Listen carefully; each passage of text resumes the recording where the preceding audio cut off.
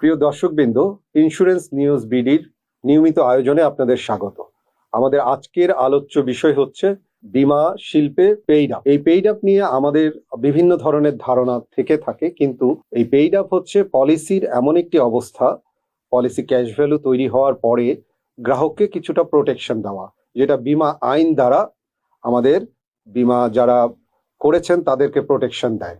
কিন্তু এই সম্পর্কে আমাদের স্বচ্ছ ধারণা নেই বলে আমরা অনেক সময় এটা নিয়ে ভুল বুঝে থাকি। আপনারা জানেন, প্রত্যেকটা পলিসির ক্ষেত্রে প্রিমিয়াম আমরা গ্রহণ করে থাকি এবং এই প্রিমিয়ামের থেকে বিভিন্ন ধরনের খরচ যেমন হয়ে থাকে, তেমনি এই প্রিমিয়ামটা আবার বিনিয়োগও হয়। কিন্তু একটা জিনিস আমরা সঠিকভাবে জানি না যে প্রতিটা মুহূর্তে ইন্স্যুরেন্সে কিন্তু এক ধরনের রিস্ক প্রিমিয়াম ক্যালকুলেট করা হয়, কারণ প্রতিটা মিনিটের জন্য আমাদের এক ধরনের লাইবিলিটি আছে, একটা দায়বদ্ধতা আছে। আমরা একটা ছোট্ট প্রিমিয়ামের এগেনস্টে তার পলিসির যেই মূল্য বা আমাদের যেই সাম ভ্যালু আছে, সেই সাম ভ্যালুটাই কিন্তু আমাদের সম্পূর্ণ লাইবিলিটি।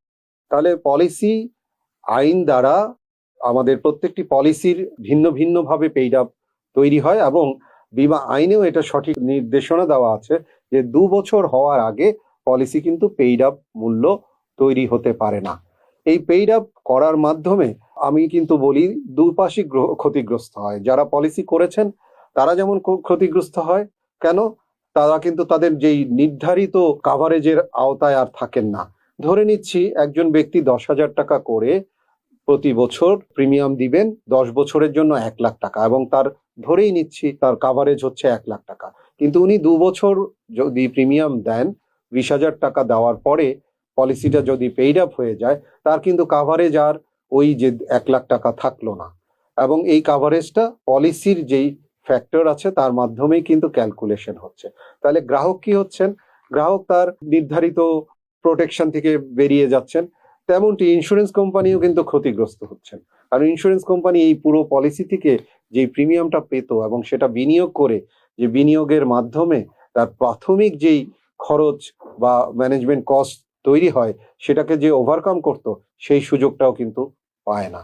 সুতরাং পেইড আপ যদিও একজন ব্যক্তি পলিসি যখন অনেক সময় বন্ধ করে দিতে চান, সেই বন্ধ করে দেওয়া থেকে কিছুটা প্রোটেক্ট করে, কারণ পলিসি বন্ধ করে দিলে প্রিমিয়ামের অনেকগুলো ফ্যাক্টর থেকে ক্যালকুলেশন করে প্রিমিয়াম অনেক কম পান, যে টাকা জমা দেন সেই টাকা পান না। কিন্তু পেইড আপের মাধ্যমে পলিসি মেয়াদ পর্যন্ত কিন্তু একজন ব্যক্তির কাভারেজ এর মধ্যে অন্তর্ভুক্ত থাকে।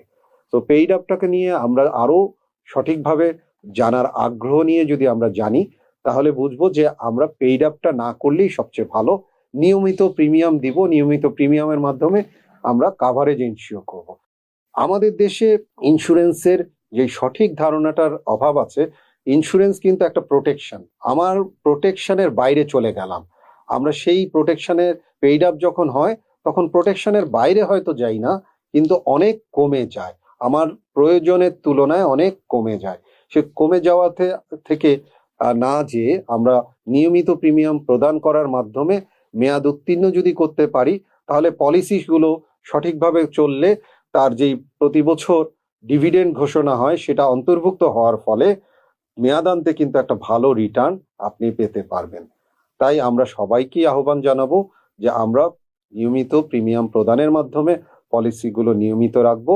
পেইড আপ একেবারেই উপারান্তর না হলে পেইড আপে যাব, এবং পেইড আপের মাধ্যমে হয়তো প্রোটেকশন এনশিওর হবে, কিন্তু আপনার আমার নির্ধারিত যেই রিটার্ন পাওয়ার কথা সেটা থেকে অনেক কম পাবো। তো আশা করি আপনাদের কাছে আমি পেইড আপের ব্যাপারটা সঠিকভাবে উপস্থাপন করতে পেরেছি। ভবিষ্যতে অন্য বিষয়ে আরো আলোচনা হবে। ধন্যবাদ।